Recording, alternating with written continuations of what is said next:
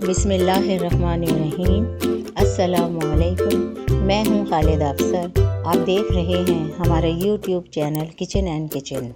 आज मैं strawberry milk shake की रेसिपी शेयर करूंगी। 250 ग्राम स्ट्रॉबेरी धोकर काट लें। इसे ब्लेंडर में डाल दें।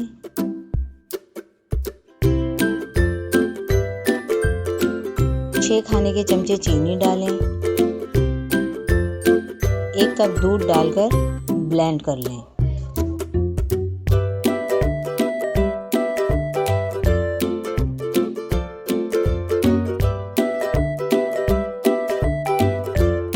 फिर आधा कप क्रीम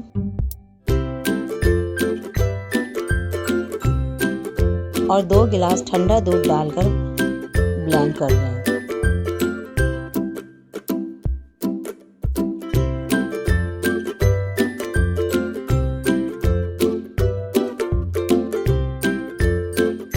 मज़ेदार स्ट्रॉबेरी मिल्क शेक तैयार है।